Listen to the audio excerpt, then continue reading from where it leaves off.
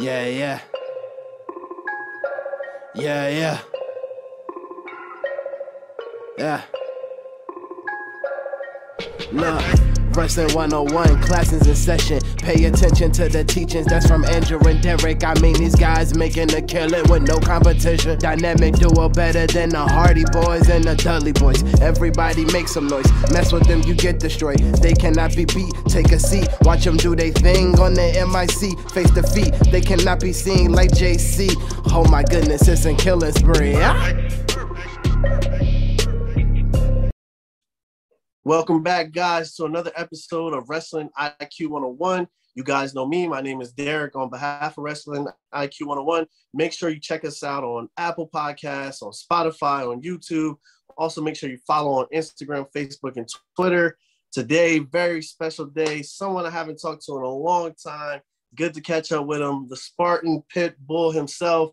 I like to call him the best dressed wrestler. Nikos Rikos. How's it going, man?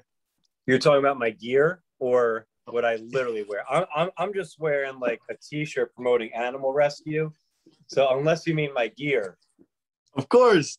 Right, I mean the gear. Of course, I mean the gear. I think I still to this day, man, I think you have the best wrestling gear that I've seen in wrestling so far. Thank you. That gear has, I'm not saying this because so many guys have done it. I'm not saying this to try to sound like, you know, make a big deal out of it, but it's the timeline of events. I think the night I had a match for NXT, that night it was on Twitter. It was on Twitter. I guess it sparked somebody to come up with an article about the worst gear in wrestling, and I was used for the thumbnail, and I was like so proud of it, even though the article was about the worst gear. And I just love the comments. Like, that's the dumbest thing I've ever seen.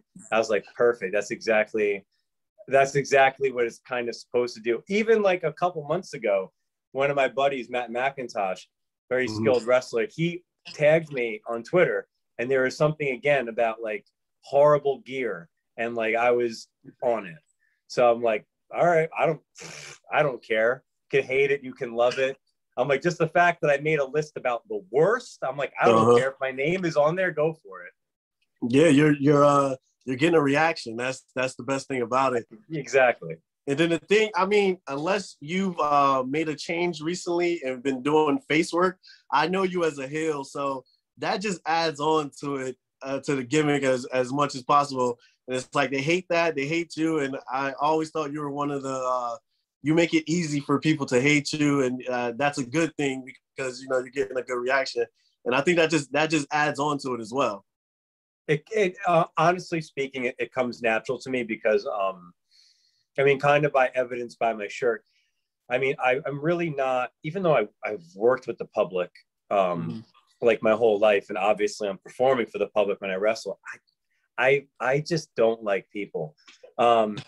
Like, I'm not, for the most part, like, don't get me wrong, like, I'm not like introverted to where like I can't go places, or like I can go somewhere and strike up a conversation if I want to with the person next to me. But for the most part, wherever I go, I get incredibly judgmental in my head. If somebody stops in front of me with the groceries and they're just with their cart and they leave in the center of the aisle, I don't care, man, woman, child, elder, or a little kid, in my head, I'm smashing their face into the shelf. So, I mean, it doesn't take much. I don't know why. Like, it's not me thinking I know, you know, I'm a perfect human being, but I genuinely see people, I'm like, oh God, like, I just don't, like, I'm so content with like not being around people. So like, it genuinely, when I come through the curtain and people are like, just these ugly fans are just making stupid faces at me, or they're saying dumb things that are supposed to get under my breath, I genuinely look at them like, it's, if you see disgust in my face, I'm genuinely looking at somebody and I'm like, where did you crawl out of? And how did you even scrap together $20 to sit there? You look like you've never even seen a penny, nonetheless a $20 bill. Like, how did you get here? You know what I mean? Or like a dumb looking kid. I'm like, this is why I don't want kids, because of you. Not like your kids, but the kids reaching through the guardrail. I'm like, they're like animals. Oh, man. It doesn't take it doesn't take much. Like, for me to just want to go out and high five somebody, I'm like, no. Facts. I can Then I'll definitely. need sanitizer, that. and that has nothing to do with COVID. Now that was the perfect reason not to be touching anybody's hands. That's definitely for sure. You know, let's get into it. I know you're an animal lover as well. And let's talk about. I know you got the hamsters. I know you got cats. Like, are there any other animals that you have? And like, what's the thing that you love so much about animals? All right, so my cat, she's in the other room. There's Jude. I have 3 hamsters. So I'm glad that this is video. Before we got started, I was just asking you, is it video? Is it just audio? Whatever. Because I figured you're only going to get this out of one guest, and it's going to be me. Behind me, I've got 2 playpens. Oh, wow. My hamster, don't mind me, Bear, he's somewhere in here. Oh, he's in here. I don't know if I'm getting him. He's in this little... He's over here. He's eating something. And then there's Kara. She's up there. Or I don't know. Am like I getting her? She over there. She's like the black and white one. Yeah. And then to give your audience a treat, because this is what they tuned in for, I figured right before we set this up, I was getting them settled in. So I'm like, you know what? I'm going to do what better way to like waste people's time when they tuned in for a wrestling interview, but they get to see me wake up one of my hamsters. So I'm about to am I getting her there? There's a little one. Yep. Yeah, and that's Harley. So she's kind of like me. She's she's nice and whatnot, but at the same time she's also known to take a bite every once in a while. She takes after her dad. So man. She can play nice, but man. So right now, the reason why my living room looks crazy, Harley's going to go into a ball and get some exercise, is because, they're caged animals, and you can put them in these little balls like I'm doing now with Harley, but they need some stimulation. So I set up these little play pens at night, and they just, I set the like little obstacle courses up for them, and they run around. So that just, further proves that I'm psychotic and I care a lot about them. She's like not going to be noisy, but I'm plugging my charger back in now. No, I've always been into animals. I know I'm going really long-winded with this between my video presentation. I've always been into animals. I helped rescue a dog as young, and when I lived in Queens, and I was like 10 years old with my aunt. She hopped the fence when she found out this pit bull was being abused, and she had me at 10 years old waiting with the back of her Grand Cherokee open. Like I think the people whose yard she hopped into were like drug dealers too. And she had me waiting. Like, this is the predicament my aunt put me in. And then I've been volunteering at a shelter for 8 years, as long as I've been wrestling. I started the same year I started wrestling. And then I also, with the hamsters, I do like rescue, and I do transport for this rescue in I always say it's wrong. Mamaroneck, okay, something like that. Yeah, I know what you're talking something about. Like that. It's called the Westchester Rescued Hamster Haven. So that's where I adopted them from. If hamsters need to be picked up and transported from this area, I'm usually the guy doing it. I put it on my social media so people can get an idea what it looks like. I just got into them because I babysat for a friend of mine when her and her family went away. They had a hamster. I never dealt with one. And I don't know, I just fell in love. I'm like, I always had dogs and cats, but and then I just became obsessed with them. So right now I got 3 hamsters, 1 cat. Where my parents live 5 minutes away, we still have a dog and 2 cats over there. So, eventually I'll probably get a dog at some point soon, preferably a pit bull. But nice. Yeah, that's my long-winded ass answer. That's my problem with me is I might go a little, I don't know. No, you're good. You're good. Overboard with some answers. So you're definitely good. Yeah. When you talk about pit bulls, they've always had like this bad rep, but lately I feel like a lot of people have kind of like went against that, because I have like several friends who all have pit bulls, and I'll tell you, they're probably the sweetest dogs I've ever been around. 100%. Ever. Yeah. They're so sweet. They're sweet to my kids, me, my wife. Like they don't attack. They protect if they see that there's something going wrong and they need to protect. But they're so sweet, and it's good to see that that has changed around for them as well. Yeah, people. I think the reason why they get a bad rap is because if you're a fighting dogs, or you're a drug dealer, or you're whatever, you're like not gonna pick the Chihuahua to defend you. You're gonna pick a dog that's built, that has a strong bite. So yeah, when you harness their genetics, of course, you're gonna pick them, or a Rottweiler, or a Doberman, or something like that. And we've had all those kinds of dogs in our family. Never had an issue. They're the sweetest dogs. Yeah, absolutely. Definitely. And see, with your hamsters, I know you said Kara, like Cara Dune, and Harley, like Harley Quinn. I know you're big into comics. What got you into that? What are some of the things that you're watching, or that you have watched? Ironically, I did have Ivy as well. Ivy was Harley's sister. I had to get. She unfortunately passed away 2 months ago. So I did have Harley and Ivy, because naturally I'm like, how can I not? Yeah. I mean, I'm sorry, did you say like what I'm into currently with that stuff? Yeah, with that, what are some of the comics that you're into, and some of the things you watched or that you're watching now? Well, behind me is one of the Batman shelves. There's one Batman shelf behind me. There's one under my TV. There's a wrestling detail shelf with at least 200, 300 figures. There's two Funko shelves in the kitchen, and then in the bedroom, there's a shelf devoted to Star Wars, strictly Boba and Jango Fett, and then another shelf just with Chris Jericho stuff. So obviously, I'm into, like, the whole thing is just a fun house in here. It's organized though. I'm a big fan of. I mean, I love the movies, of course, even the ones that suck. Like, they're just so bad, they're good, like Batman and Robin and whatnot. In terms of the comics, I mean, Batman's my guy. And when it comes to the comics, I mainly read him more than anything. I actually do need to start buying some comics of like others. Like, I've sporadically read X-Men over the years. I'm familiar. I have a good knowledge of all the characters, but Batman's my go-to with, like, he's the one I know the most. I love the animated movies that DC produces of his. The graphic novels, I mean, it's on everybody's list, but it's like, for those that know, like The Dark Knight Returns, Batman Year One, The Killing Joke, Nightfall. So, like, I actually just picked up one from Kevin Smith's shop, all about Victor Zsasz.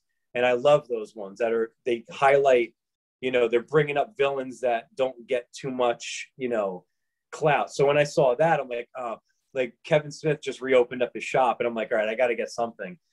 And I saw that, like, a graphic novel just called Zsasz. I was like, that's the one, because it's not Joker, it's not the usual guys.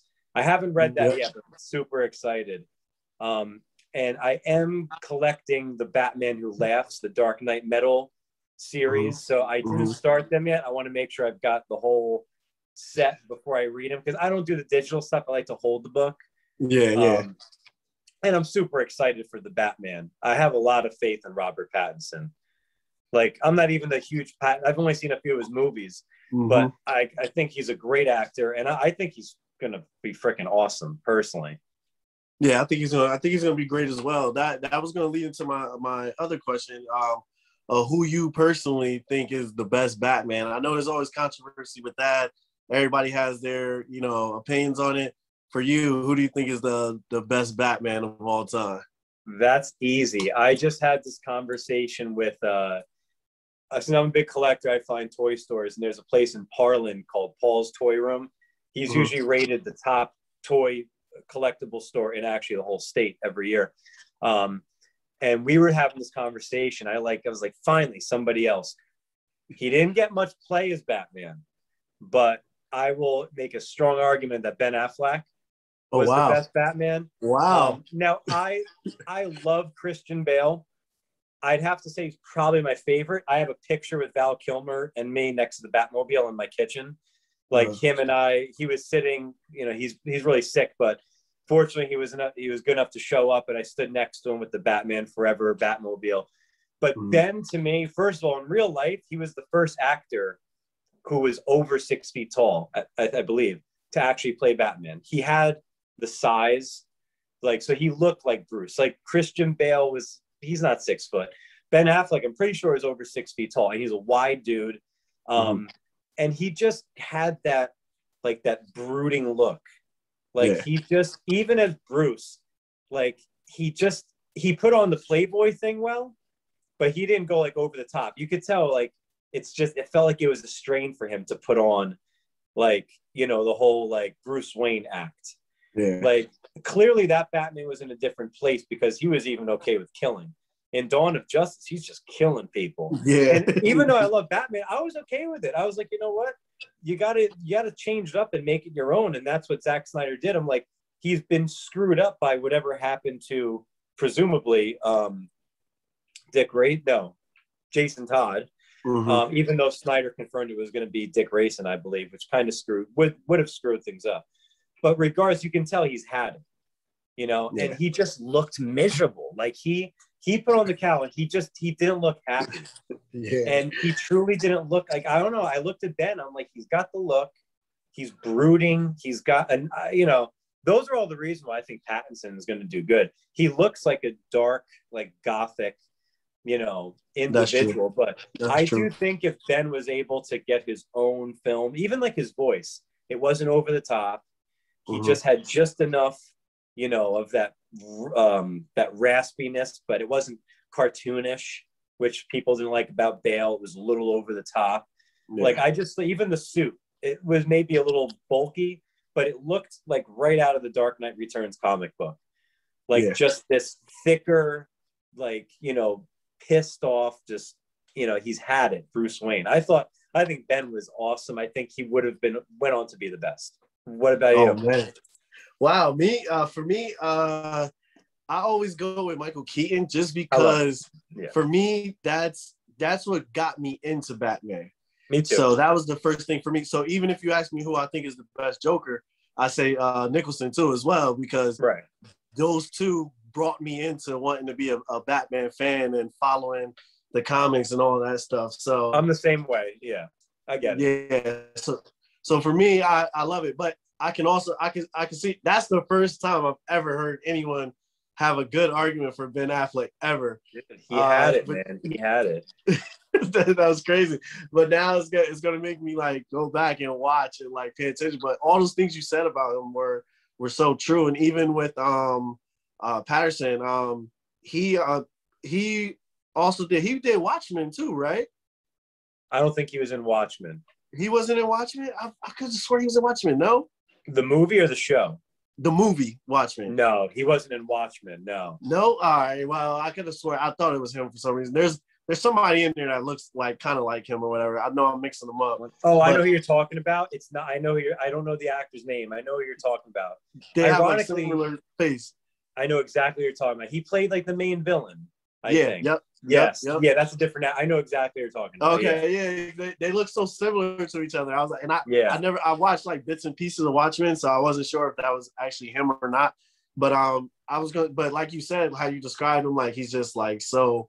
He's just like he has that dark feature to him of, you know, how the Batman should be, and it's like, you know, there even if you follow the comic, there's versions of how like you know, a dark Batman. It's not always just the happy, you know, don't kill people, don't use guns Batman and stuff like that. So I don't know. I think it should be good. I'm hoping it'll be good. You know what I mean? So and we'll finally see what happens. Oh, I'm sorry.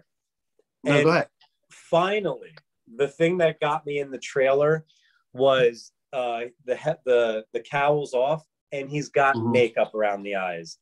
Because how many movies he's clearly wearing makeup, he takes the cowl off, no makeup. And there's no makeup. There's a scene where his head is down, his hair is hanging. I like that he's got long hair, it's different. And the makeup is running. When I saw that, I'm like, sold. Yeah. I'm like, sold. Yeah. Well, and I'm hoping it does good because when this, you know, the whole DC versus Marvel, for me, it was like, yo, I love Batman. It's like, of course, I'm going with DC. I'm staying on the DC side. And then I feel like throughout the years, like Marvel has just been like killing them in this battle. And I want DC to bounce back and do good. I really want them to do good. So I'm hoping that, you know, things turn around and they get it going with the Justice League and everything they want to do, and just like revitalize and get fans to want to be into it more. Well, the only tricky thing is Zack Snyder just said in an interview, and I didn't realize this, but I'm like, yeah, that makes sense. Snyder Cut is not going to count towards the DC extended universe. Gotcha. He said himself, unfortunately, because that movie's not Warner Brothers, that's technically HBO Max is funding Snyder Cut. Got you. This is just going to be a standalone. So he said technically the Justice League that counts for the DCU, it's such a mess, is the Joss Whedon one. So even though we're going to see Darkseid and, you know, Desaad and a really much better version of what's his name, Steppenwolf, technically it's not going to actually count in the timeline of films. So it's just strictly a standalone, and that's it. I'm like, I guess so. I'm like, that kind of sucks. I was like, when we're actually looking at a timeline of films, that's going to be kind of like Rogue One, like with Star Wars, where that makes sense. You could watch Rogue One, but you don't really have to. You know, it's just it's a standalone on the side. And I mean, it is, but it isn't. But I'm like, shit. I'm like, I just read this. I'm like, yeah, it's not going to count, is it? DC is like a mess. They're rebooting Suicide Squad already, but it's just so weird. It's weird, but I'm pulling for him. Crazy. So, like you said, you already talked about, you know, that you collect. What are some of the things that you collect, and do you have like anything that's like your favorite piece that you've collected so far? Can I walk the camera? Yeah, sure. Take the camera with me for a second. All right. So, all right, this is the wrestling detail that we're looking at. Nice. So, nice. Wow, that's crazy. Up and down. That was a custom made, my own Funko. That's now, when we're talking, like, I'm not going to go through everything. This is one of the Batman shelves. Oh man! If you're a Keaton guy, you do need this, because this is as detailed as it gets. That's crazy. It comes to a Keaton piece. This is also one of my favorite pieces.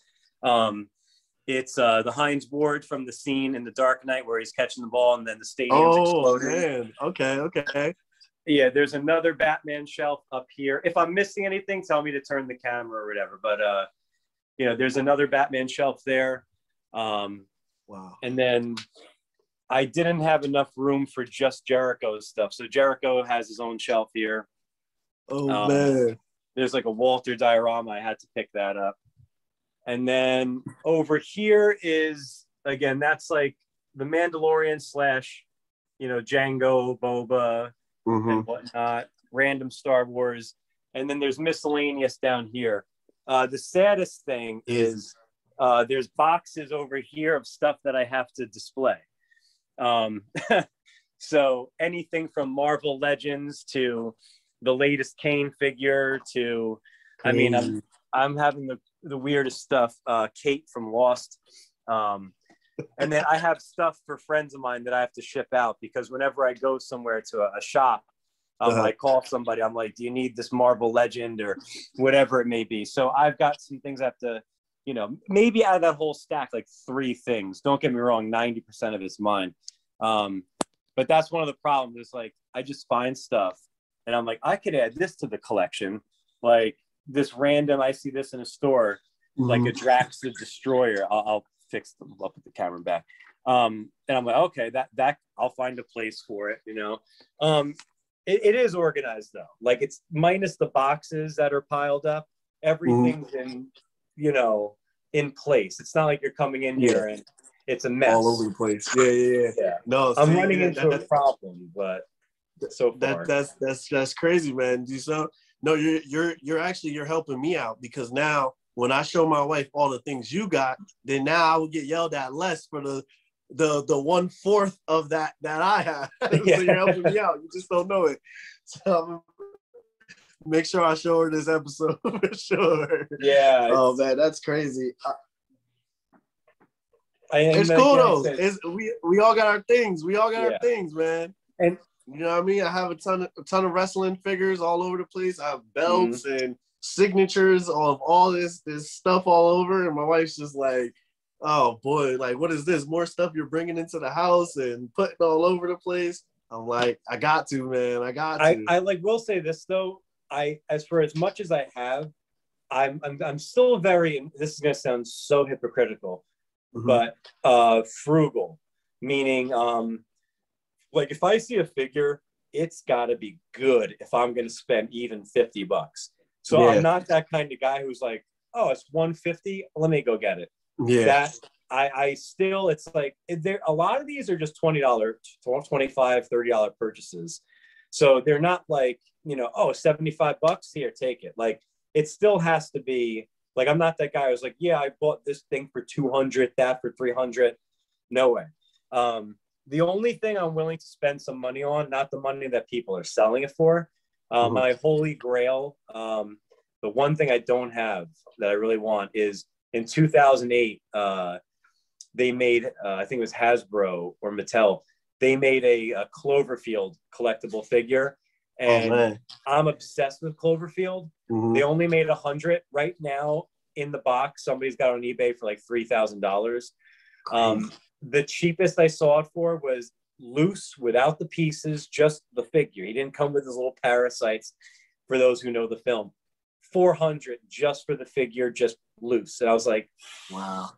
I'm hoping, being that there's officially a true Cloverfield sequel coming out, it's been confirmed.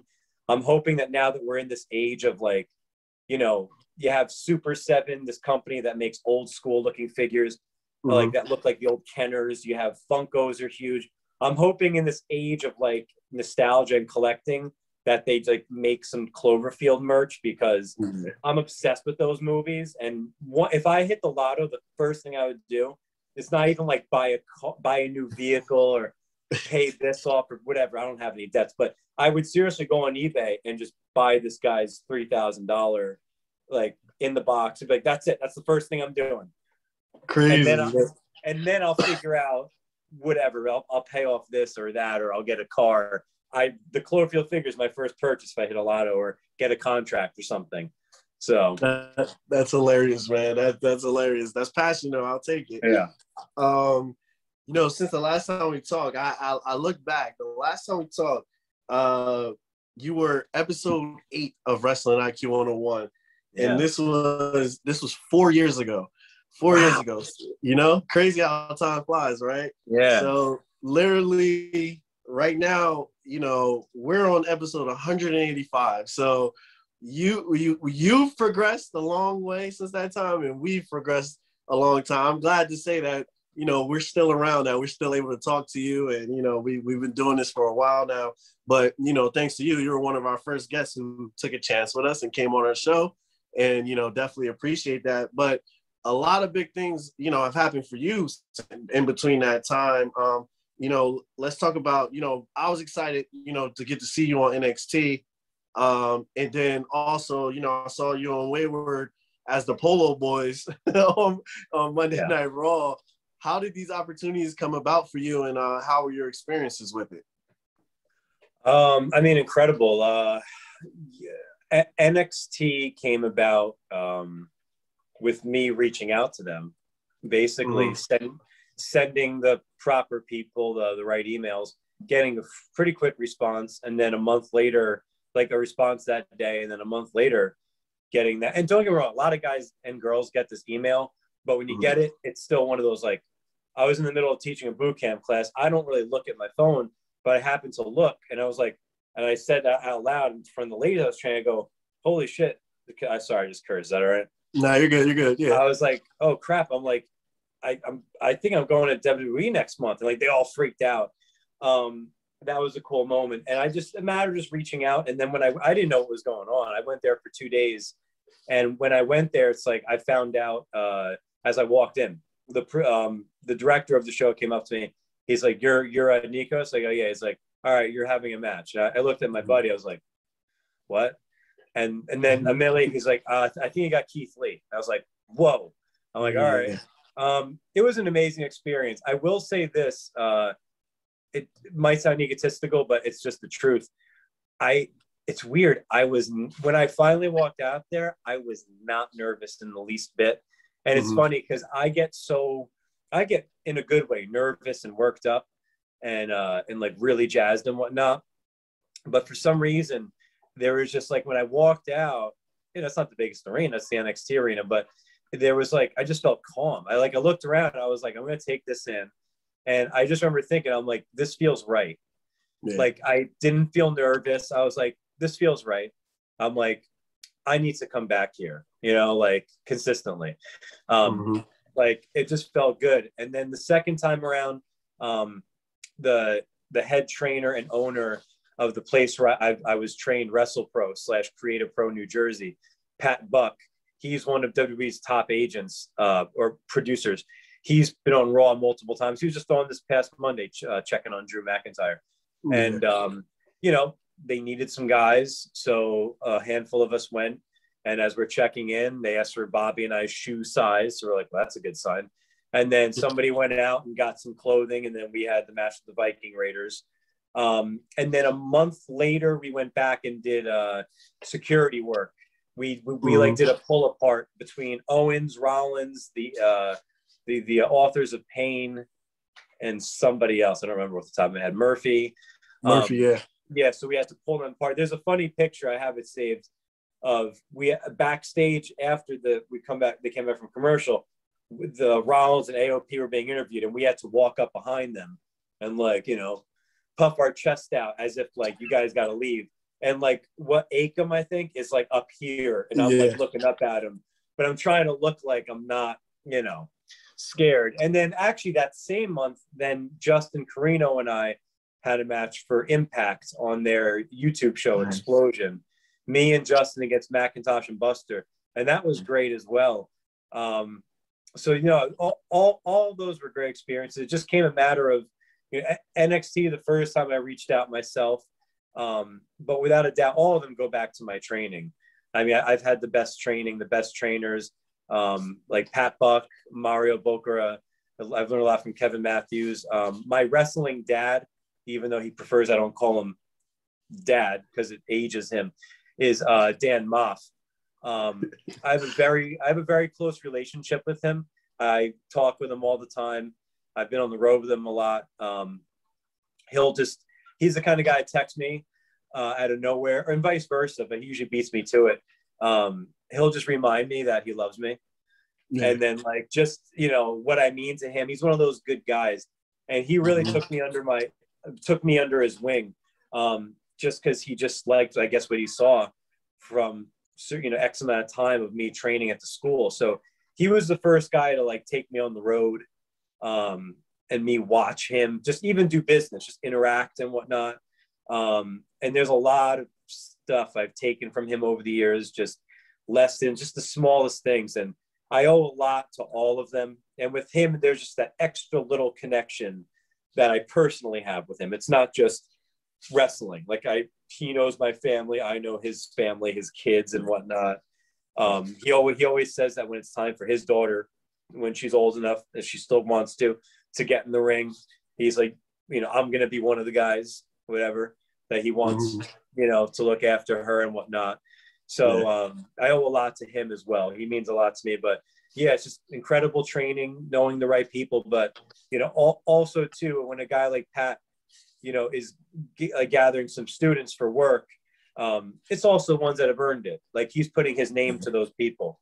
So, and I mean, there's a lot of us that, AEW alone, Anthony Bowens, Matt Caster, Kristen Statlander, MJF, Bear Country, that's nearly 10 right there. And then connected to us, Johnny Silver, Alex Reynolds, guys like that have been working for Wrestlepro, Creative Pro, whatever, for years. Obviously there's Myers, and he's an Impact, and, we have guys in WWE. So it's like really cool just seeing us like kind of get spread out in different spots.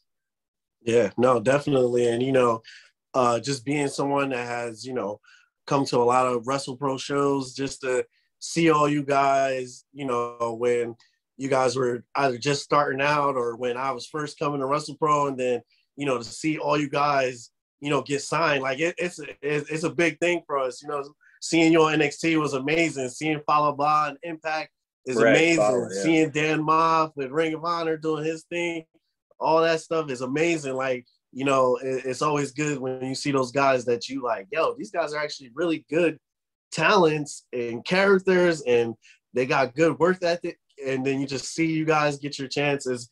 It's always amazing. It's always a pleasure for us as well. Thank you. Even when, no problem. And even, you know, seeing you and Bobby together, when they had you guys as a Polo Boy, I'm like, yo, do these guys know who they got? I'm like, yo, Bobby and Nikos are like heat magnets together. I'm like, they could be the best heel tag team in the world. I'm like, that's crazy. And on top of the talent as well, I was like, I don't know if these guys know what they got right here, man. This is crazy. When we went out there during commercial, we were at ringside, and, you know, the cameras are off. The arena's dark for a second. They're just cut to commercial. And Bobby and I decided, you know what, like, nobody's really looking at us. Maybe the first couple rows, they're all commercial, people on their phones.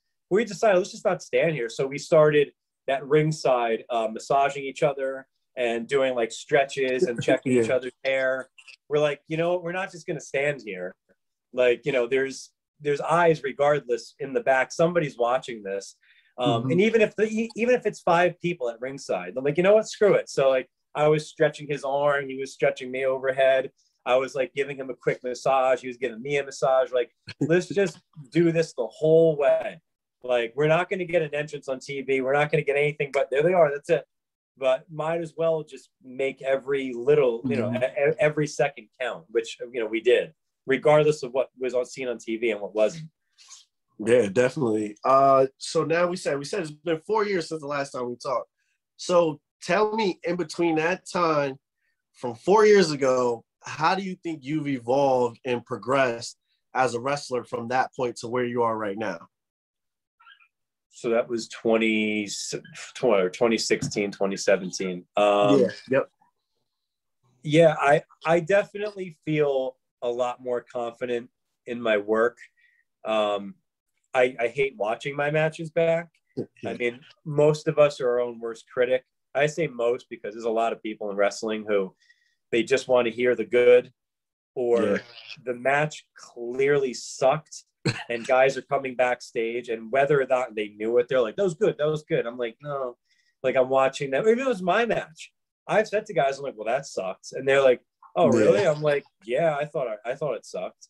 You know, I'm like talking about even my own personal match. I mean, like, somebody's like, dude, I thought that was good. I'm like, no, I didn't like it at all. Like, I didn't mind like telling, you know.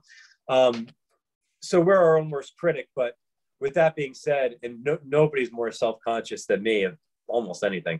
But I feel like I've definitely come a long way in ring style. I like the style that I have. I mean, you've seen me wrestle. I'm athletic. I actually have a pretty sweet drop kick. When I've done it in practice, people are like, why don't you use that? And I'm like, I'd like to be ground and pound. I love watching guys like Pete Dunne. I love like Taz, these compact guys, even like Walter. Like, I love watching him. Like, I was watching it on the treadmill yesterday to get me pumped up, him and Dragunov, like the 19th time. And I was like, I'm like, 3 more days I get to get in the ring, or whatever it was.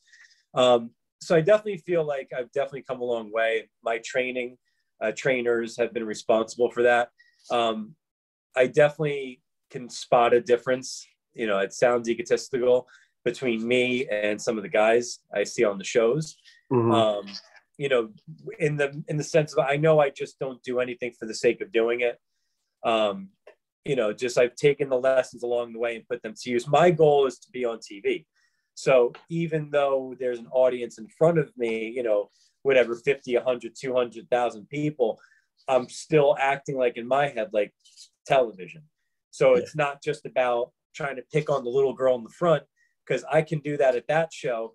But if I did that hypothetically on Dynamite or Raw, like, what the hell is that? There's all these other people, not now, but, you know, there's all these other people. So I try to make everything cater to that. And a lot of the seminars I've done, have been really beneficial. Like doing, I mean, tons of seminars, like Kenny Omega, Bully Ray, Steve Carino, all these ones that, you know, coming from guys that vast styles, but know the TV style, you know, quote unquote. And that's my main concern. People want to learn strong style or cruiserweight or whatever, different spots. I'm like, I want to learn as much and adapt to as much TV style as I can.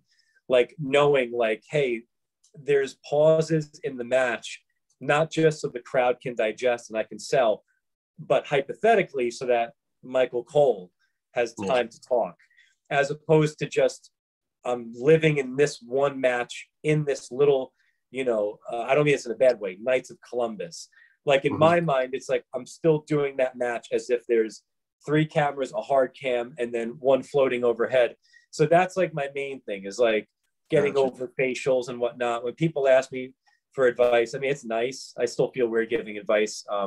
But, you know, it's still stuff like that. I'm like, I love the facials. I love like the drama. Like I always say wrestling, when people talk about their favorite things in wrestling in general, I feel like matches don't usually come first. It's typically, oh, there's that time when, or it's when this guy did that.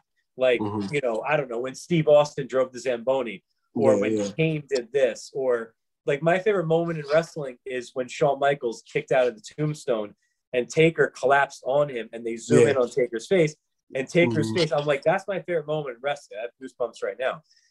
That whole match, the entrances, like the pageantry, I'm like, that's what I'm going for.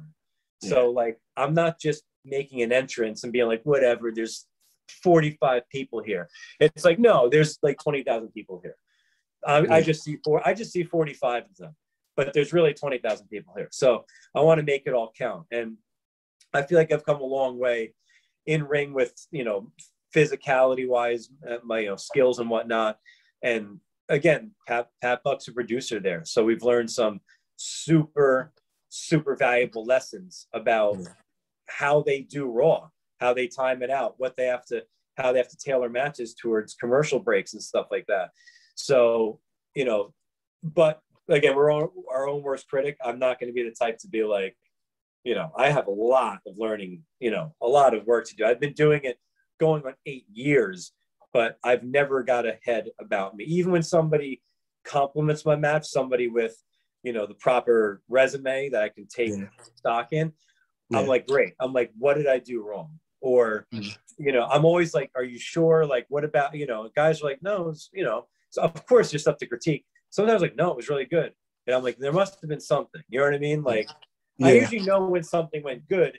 Tell me what went wrong. Maybe I didn't notice it, you know?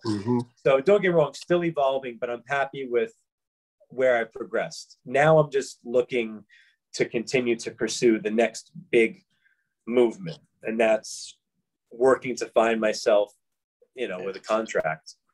Yeah, definitely. That's a very great mindset to have, and, you know, very great insight on, you know, how you perceive the matches and, you know, just everything you do out there. You know, for you've evolved, Wrestlepro as well has evolved. You know, whenever I think of you personally, I'm always going to think of Wrestlepro, just because that's where I first saw you at. Yeah. How has it been just like seeing all the changes with Wrestlepro, wrestling in Alaska, things of that nature? How has that experience been, just being able to, you know, go and wrestle for those fans down there in Alaska?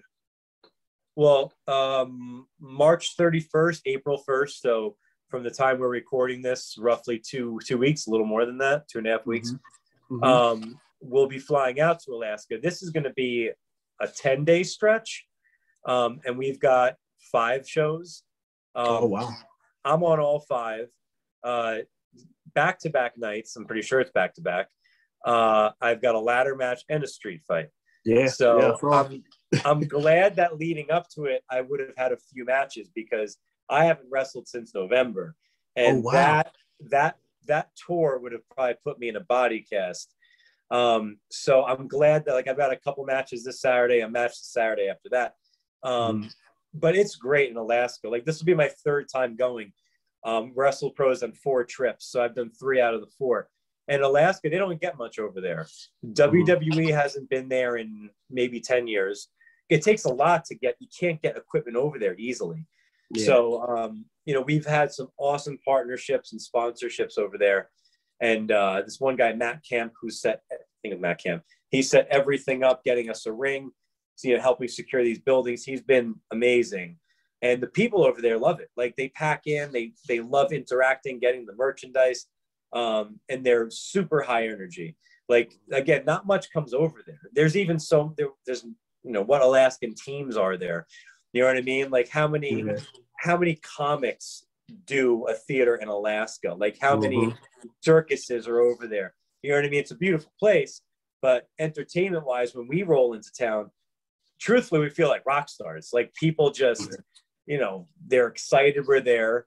There's people like, oh, you guys are the wrestlers? Clearly they don't know us by name, but they just want a picture with us because it's like the wrestlers. You know what I mean? Yeah. Don't get me wrong, a lot of people remember us, but at the same time, there's just people that are happy we're there. And it's just something else for them to do. So, yeah, this time we're spanning a few different towns. Fairbanks, Saldana. I really should remember this off the top of my head, but it's always a great trip out there. It's something different. Make a nice little vacation out of it. This time we've got like Cheeseburger going with us, QT Marshall, Falaba. God, a lot of people going. I think Paige is on this one. But it's always super fun. They're super energetic. And even the guys over there, the wrestlers from there, always so nice. They're so appreciative. I'm excited to work one of them, Dion Roosman, aka Iceberg. He's been on all the Wrestlepro shows the last couple of years. He's tremendous. Has like a Roman Reigns Aquaman look. So disgusting how handsome he is. So yeah, I don't care. I have no shame. So I'm wrestling him, which I'm excited. He had a spot not so long ago on Raw. I think he was trained by Seth Rollins. That's going to be a guy to watch out for, Dion Roosman. So I'm excited to wrestle him. Nice. But no, it's a great, to cover the Alaska thing. It's always a cool experience. And to be there for the 10 days should be fun.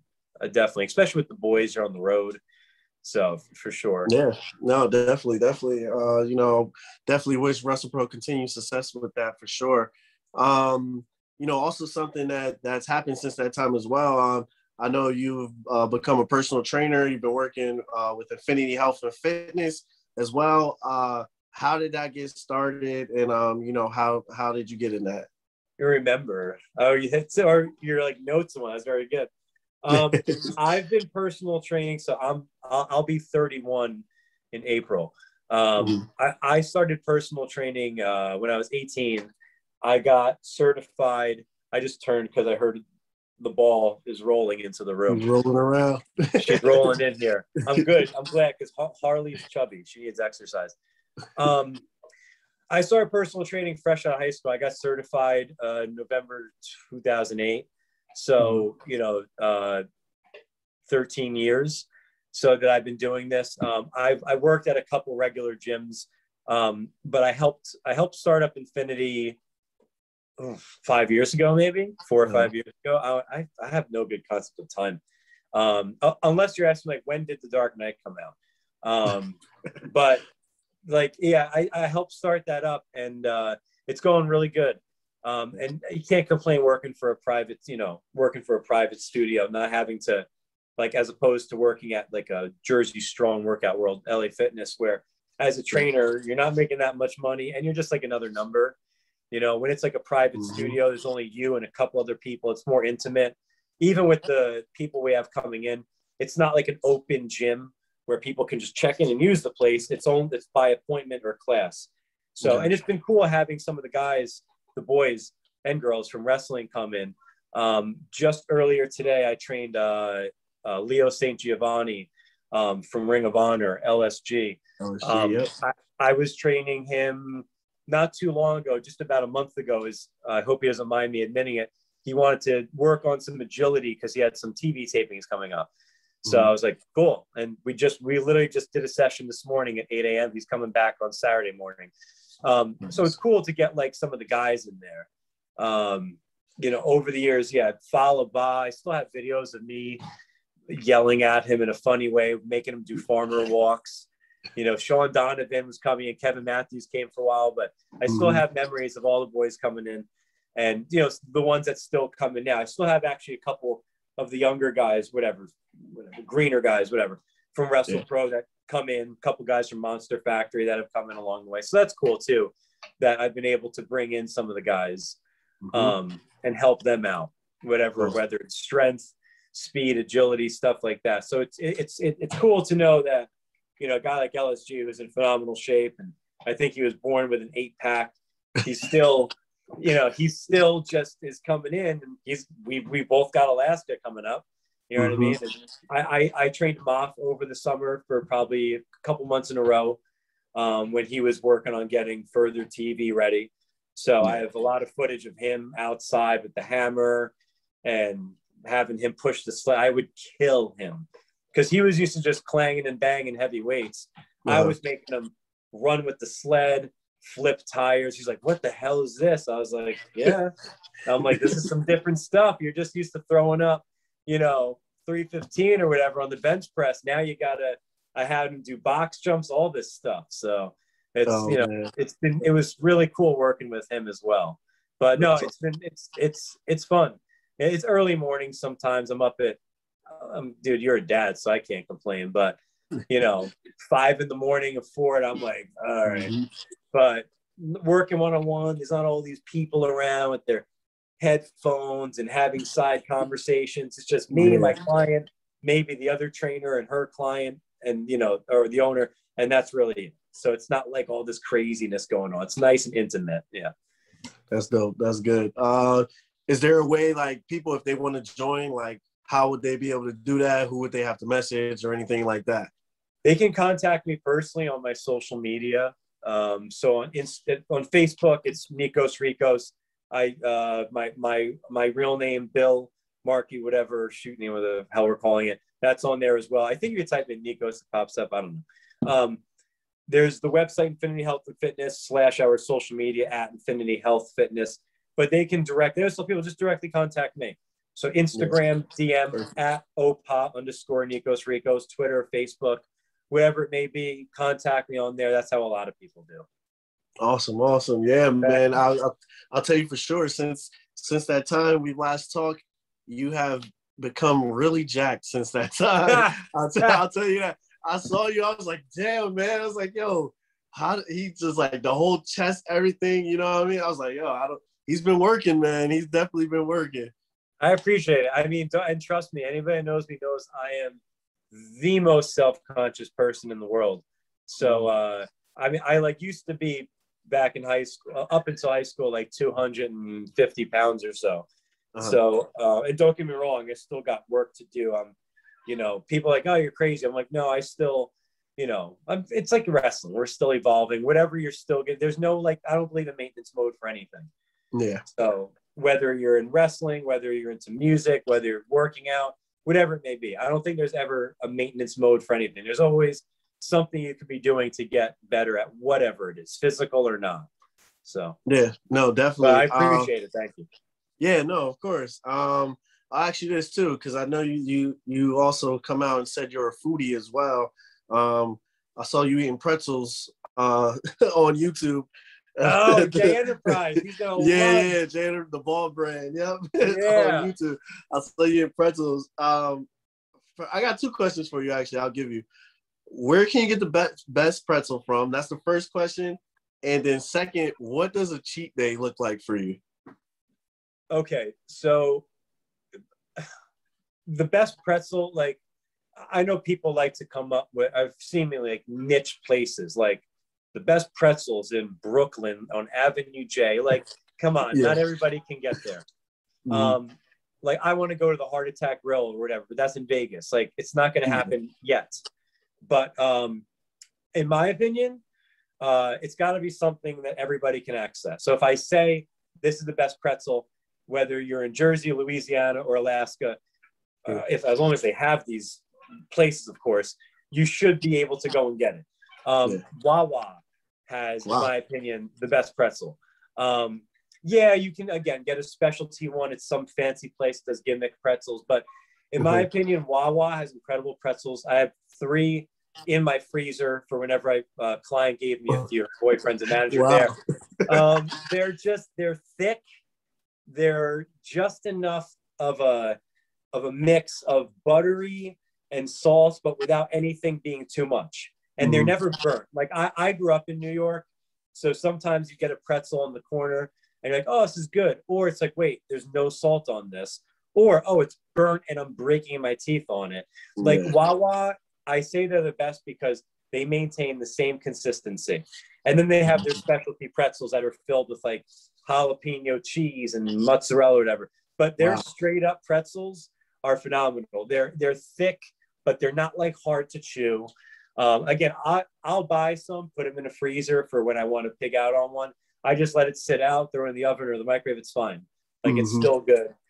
A cheat day for me, I kind of do like, it's hard. It's whatever, lack of discipline, maybe. It's hard for me to enjoy myself, whatever I'm eating Saturday night, and just bounce back into dieting Sunday. Like it's the weekend. I don't go all day, but what I do is I do like Saturday night and Sunday night.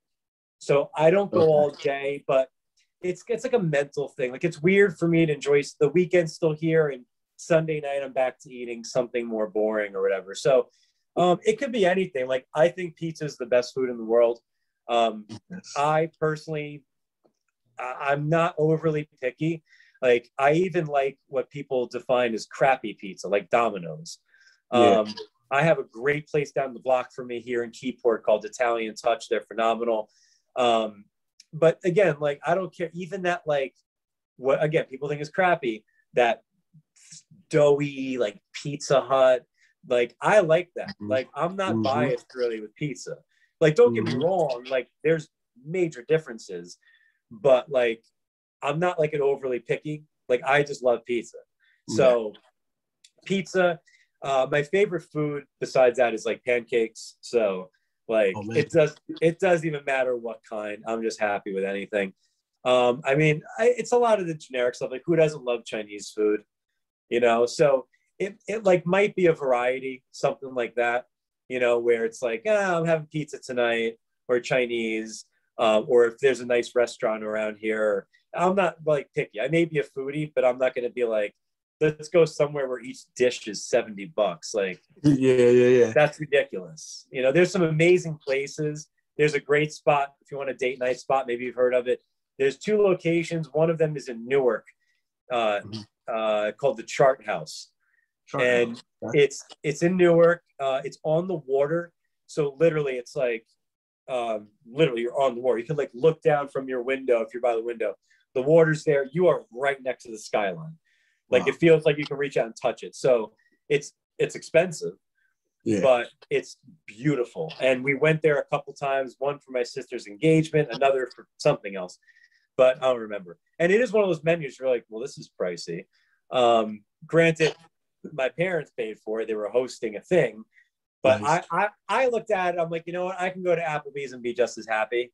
But if anybody wants a good spot that is technically fancier but good, not like, oh look, they gave me a little piece of chicken and parsley to dress the plate. It was good quality food. Is the Chart House in Newark. But I also just like regular places, like the Chinese place down the road, TGI Friday. Like, I don't care. I feel you on that. Yeah. The only thing, see, is good. You can eat like that. I need to get myself to look how you look, and I'll feel more better eating that way, because I'm not just doing that on Saturday and Sunday nights. That's on Monday, Tuesday, Wednesday. Dude, I used to be heavy for a reason. I don't make any bones about it. I have my slip-ups seemingly almost every day. I feel like I do. Maybe somebody might look from the outside in and say, no, you don't. But there's times like almost every day I'm like, I overate too much, or I'm picking too much, or, you know, I don't even believe in eating robotically. Like have your salad and your grilled chicken. Like that's boring.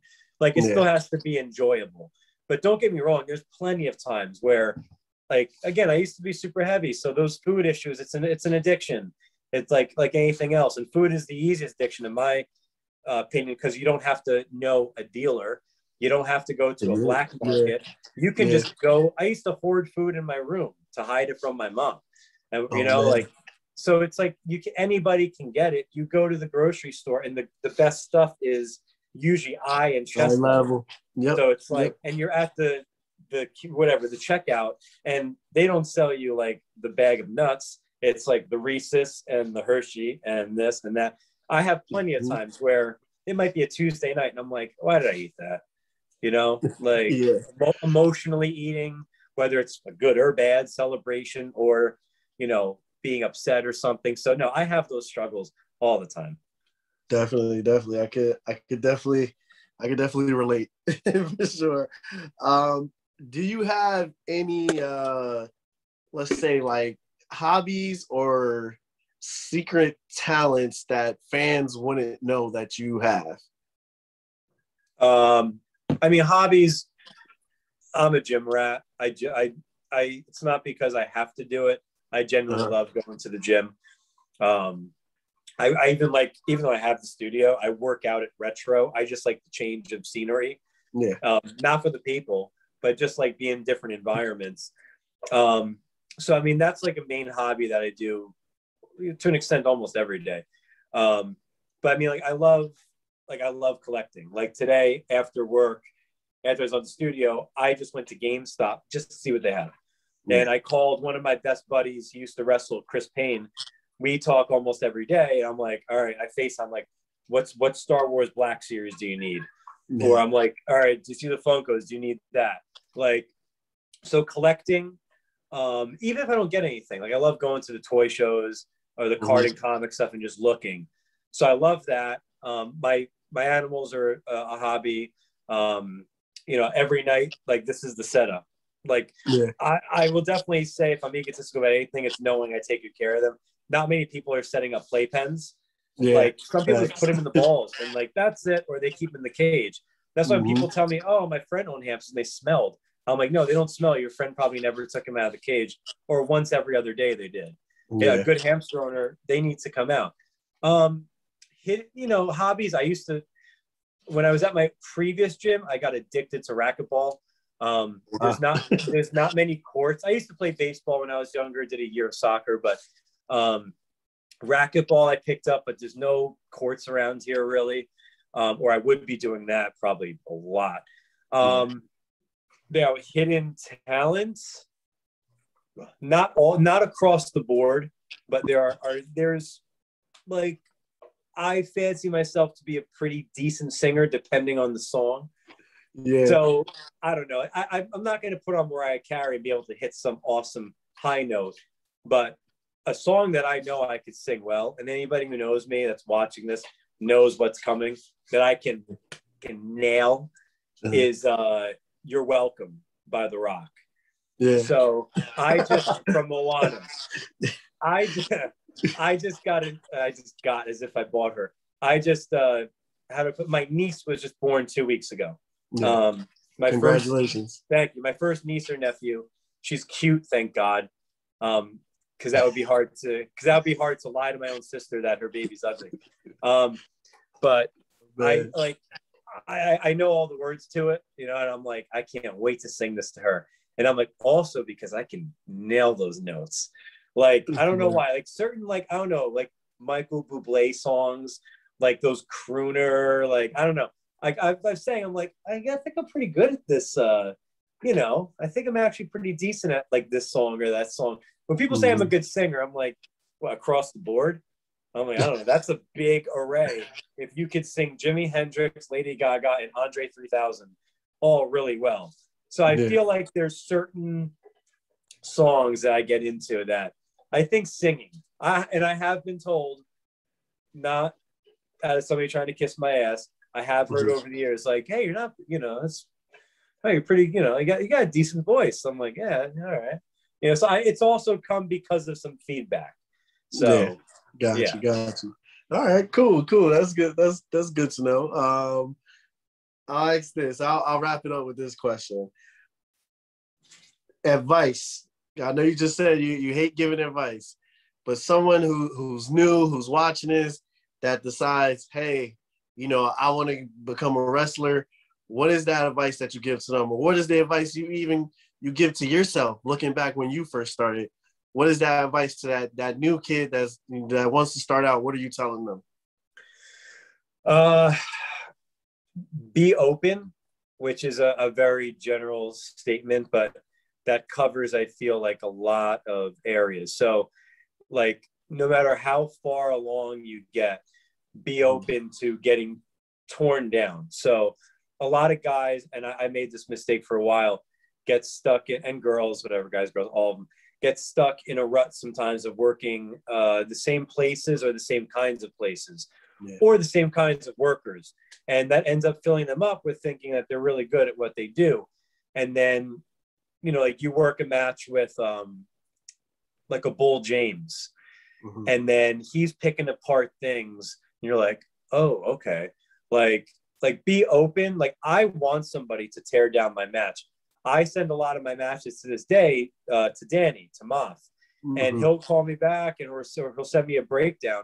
Not to sound egotistical. It's not like a laundry list. It's like one or two things, but it's like, that's what I want. Like, I'm like, I don't care. Like, and then when I say 8 years, like, I don't even mean that to even sound like a long time. Like, 8 years sounds like a long time in certain things, but to me, it's like, I say just 8 years, you know, compared to guys that have been doing this 20, 25 years and they're still in their prime. So it's open at all levels, because it, like, wrestling just keeps evolving as well. And it keeps evolving based on how far you get. Because you doing a practice match and then doing a show and then doing a show in a whatever, like in a bigger arena, and then maybe getting a dark match, and then, you know, working a like, it just keeps evolving. You have to be open at all levels of how to adapt and not have the ego of thinking you know it all. Like, so I think being open at all levels, and I think being a fan as much as possible. I feel like guys and girls get like jaded sometimes to where it's almost like they get like super critical and like picky. Like, people like are like, oh, don't watch NXT or AEW. It's all high spots. What you should do is just watch the 80s. Watch these guys work a hold. But guess what? We don't work holds for 5 minutes anymore. So I love those matches, respect to them, but I can't just watch Randy and Ricky all the time. I also need to see, and I know it's going to be sacrilege to some people, I also need to see what Apollo Crews and Baron Corbin are doing. Because even if I'm not going to do the moves Apollo's doing, and I'm not going to wrestle the way Baron is, maybe like they're doing something, like they're under, you know, the tutelage of the producer. And like, you know, that producer's working for Vince. Everything's being passed down. So it's like everything is a byproduct of those people as well. It's not just Apollo and Baron Corbin. You know what I mean? It's also, it's like they're doing it and it was approved by this person. And this person put them on the card in this spot. And they're serving this purpose. And to me, it's being open to on all levels. It's like, don't get all fancy and just start watching Japan because now you're a wrestler and you want to do strong style. You know what I mean? Like, watch it all. Like, watch NXT. Like, don't even just watch the guys who, like, you know, I'm like 5'9". So I do watch guys that are closer to my size, my stature, and my style. But I'm still gonna watch Undertaker and Kane because maybe there's just a look one might give. And I was like, that's awesome. You know what I mean? I may not be doing a big boot or stealing big man psychology, but it could just be the way that Kane turns his head. Like, that's the most awesome thing ever. Like when Kane would have the mask on, he would just flick his head to the side. Like when somebody would be cutting a promo. Like little things like that. You're like, whoa, that's really cool. I like that. Like, or just the way that they sit up or they warm for the choke slam. There's just little things you'd be like, oh, I should do something like that. Like Marty Skrull gets such a big reaction. He just twirls around and yells out chicken wing. You know what I mean? Like all this stuff, like there's something to be taken. And I know I'm going long-winded, but I think the other important thing too is I always heard that Dusty Rhodes was big on this, and that is watching like other stuff, like movies and shows and taking stuff from there. So there's a lot of times like I'll watch like movies and whatnot, and there's stuff that I'm trying to steal from characters there. I ditched my old ring coat that says Nikos on the back because one day I cosplayed, wrestled as Bane, and I have a Bane coat because I'm psychotic and I bought a replica. And and then I started wearing, I'm looking at it, that's why I'm nodding. Now I wear it to the ring and I feel more in charge and just in the coat. Like, even though it doesn't have the Greek flag on it, it's just the Bane coat. There's something about it that makes me feel more, I don't know, like in tune with my character. There's something like that brings out a different side just by wearing the coat. And of course, where did I see that coat? In The Dark Knight Rises. So stuff like that. When I did a seminar with Kenny Omega, and he was saying the same thing years ago. That seminar is actually available on YouTube. I don't know if the whole thing is, but he was saying that he watches. I think I asked the question, well, what do you watch besides wrestling? And he even said, he's like, he actually says he's I don't know, whatever. It's not. I don't think it's on YouTube, so it can't be a big secret. Yeah. He has taken, I'll say, motivation and inspiration. He said from Batman the Animated Series, and when I talked to him, he's like, I'm not surprised you're asking that because I forgot I was wearing a big Batman Under Armour. And then he even said, I was like, what's your favorite episode? And he revealed like his favorite episode, which is almost got him, which is his favorite. But like he even said, he's like, you know, the characters, they make crazy facials, and that's a cartoon. And that he reminded me like, oh yeah, like not just movies. I might be able to watch something like that, and just the way they make, you know, Joker react to something, or maybe it's the way that just Kevin Conroy says something, and I'm like, you know what, I want to hit that note the way that he did in the next promo that I do. Like I've been watching the Marvel Netflix series, and I am like obsessed with William D'Onofrio or Vincent D'Onofrio as Kingpin. Yeah, and I was like, how can I, like, he's in charge, but he speaks like he can't speak. Like he's kind of like, you know, he's gritting his teeth the whole time. And you know, I'm like, oh, look at his face. Like he's not just, I love Michael Clark Duncan, but he was like large and in charge. D'Onofrio's kind of like, he's struggling. Yeah. And even though he's like this, he's like, he's still the kid inside, as they show in even his, like, I got obsessed with, I know I'm going off here, but his assistant, Wesley. I don't know if you watched the show. Yeah, I'm like, that guy. I was like, watch, if people look back, they'll be like, oh yeah, he's stealing from Wesley. I love the way Wesley talks. I rewound scenes with him because I'm like, he's such a dick. I'm like, he's got this way of talking. He never yells, and he's always furrowing his brow. Like, I'm watching his face. I'm like, I like his delivery. I was like, there's something. I'm like, this guy's got like Sam Rockwell, Justin Hammer. He's such a dick in Iron Man 2. And even in Charlie's Angels, he's like smoking and spinning around and dancing, and he's like a killer. I'm like, this is genius. Justin Hammer. I mean, that guy's an asshole, but he's also like got this like funniness to him. I'm like, I love that mixture. So I see stuff like that. I'm like, what can I pick from that? So in a very long roundabout answer, it's watching content like that, because I probably got more excited to talk about that than I did the wrestling stuff. Yeah, for sure. So Dusty Rhodes was big on that, apparently. Dusty Rhodes apparently used to say, watch movies, watch television, and steal from the characters. Dusty loved Westerns. So, you know, he stole from Westerns and whatnot. I'm blanking on his gimmick name. It's the Midnight Rider. Yeah, Midnight Rider, yep.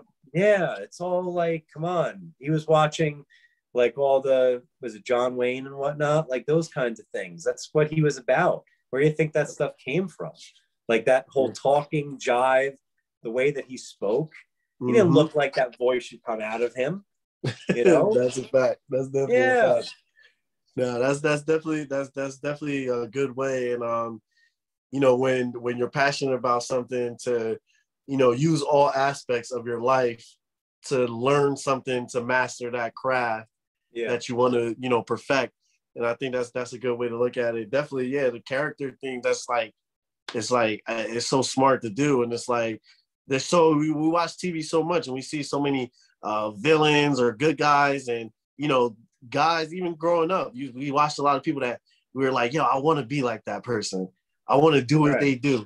So, you know, it's good. Wrestling is the perfect profession to steal from that and to help create who you want to be. It's amazing. And then when you do that, you'll feel comfortable because it's like I always wanted to be this anyway. Right. So it's like now I get to portray this in the ring, and it's a great connection of putting all your worlds together. That's pretty dope. People forget it's. I mean, first and foremost, it is acting. Mm-hmm. So like, yeah, it's physical. It hurts. I've gotten injured plenty of times, but like first and foremost, right through the curtain and right back out, it's acting. So like I once heard William Regal on a podcast say he would people watch and he would look at somebody in the airport who was pissing him off for no reason. But then he'd say to himself, why is he bothering me right now? And then he would dissect that and try to figure out how to bring it back to him. Yeah. He'd be like, I'd be looking at a guy, his face or his demeanor. Yeah. And he's like, why is he bothering me? Like, why is he getting under my skin? And I don't know this individual. And Regal took that in. And I was like, that's genius. Like even Regal, like his run in 2009, his face. The face, yeah. And just, he messed his hair up. He stopped styling it nicely. Genius. He reminded me of Uncle Scar. Like just royal, you know, even Uncle Scar. Like I love the way that Jeffrey, just his voice, you know, it's just so extravagant, you know, like you hear him, you go, that guy's, if you close your eyes, like that guy's an asshole. Yeah. You're like, that's the goal with wrestling. If you close your eyes, listen to the promo, I want you to know right away, like that guy's okay. I could just hear it in his voice. He doesn't have to say, I'm going to beat you up. Like I can hear it. He's a dick. You know, he's right away. When the Rock cut promos originally, you're like, that guy's a dick, you know, or like Eli Drake is really good at it. You're like, wow, like that guy, LA Knight now. You're like, wow, that guy's cocky. And you barely get 10 seconds into his promo and you know immediately what he is. So, definitely true. Definitely true. Nikos, I know we spent a lot of time talking. I just want to say first, I really appreciate you taking out the time and, you know, us getting it scheduled and, you know, reconnecting after all these years, you know, talking again. It's definitely a pleasure to have you on. Thank you once again, man. I appreciate it. It's a pleasure. I'll be happy to come on anytime. Definitely. And for fans who want to follow you, follow the journey, see all the amazing things that you're doing, how would they be able to connect with you on social media? Facebook is under Nikos Rikos, Nikos Rikos. Instagram and Twitter is the same thing. It's at OPA _ and then my name, Nikos Rikos. So yeah, whether it's wrestling or you brought up the training, which I appreciate, you can contact me there. I do have a YouTube channel, which is under construction because I'm very lazy with YouTube. In fact, my friend Jay Enterprise, who's one of my best friends out of the ring, we talk almost daily on the phone. And he's pushing me because he's officially a paid YouTuber. He's working his way up. Nice.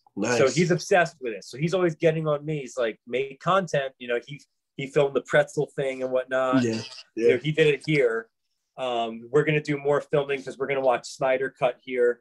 So we're going to like, whatever, reactions. Sounds stupid to saying that. Like, who cares? But when I get people love it. People love it. When I get my monthly hamster box, which I just said hamster box, it's the only box I subscribe to. I get like a monthly thing of goodies for them. He always tells me, he goes, don't open it. He's like, film it. I'm like, oh yeah, that's right. Like, he's like reminding me. I'm like, who's watching? He goes, just do it. He's like, you never know. He's like, gotta start somewhere. I'm like, yeah, it's true. I'm a trainer, and you're telling me you gotta start somewhere. So duh. So YouTube, Nikos Rikos. There's matches up there. There's a little along the way. There's an unboxing or two. I have to work on it, but that's under construction. So definitely, man. Yeah, well, I would love to see that, man. You know, the thing with you is so interesting because like you have so many interests that, you know, like the average fan would have that they wouldn't actually connect with wrestling. So It's just like, oh man, or they like, yeah, Nico, he likes Batman. He likes comics just like I do. He collects just like I do. He likes animals just like I think that would be like totally amazing. I think it's a great idea. You should definitely go in on it. You guys are living, I mean, you and Andrew are living proof, not to brown nose, like, but you know, you guys are living proof of starting somewhere. You said I was number 8 now, I'm 185. And I've seen the guests you guys have had on and I'm like, oh wow. I'm like, they're getting more than just, and I don't mean it's in a bad way. they're getting more than just indie wrestlers, or like they're getting like names, like other names. You know what I mean? Like I'm like, good for them. I'm like, I see you guys a lot of shows. Like Andrew, he stopped one day, just asked me for a quick like 1 minute thing. Like I'm like, all right, he's still like in the mode of work and whatnot. So no, obviously the proof is in the pudding with you guys as well. So yeah, definitely. But once again, make sure you guys follow Nikos Rikos. Check out all the amazing things that he's doing. He's definitely one of the guys I believe we're going to be seeing on TV a lot coming up. Definitely wish you a lot of success with that. For us, you can definitely follow us at Wrestling IQ 101 on Instagram, Facebook, Twitter. Make sure you subscribe. Check us out. Apple Podcasts, Spotify, YouTube. And for this episode, it's Derrick, it's Nikos Rikos, and we are out.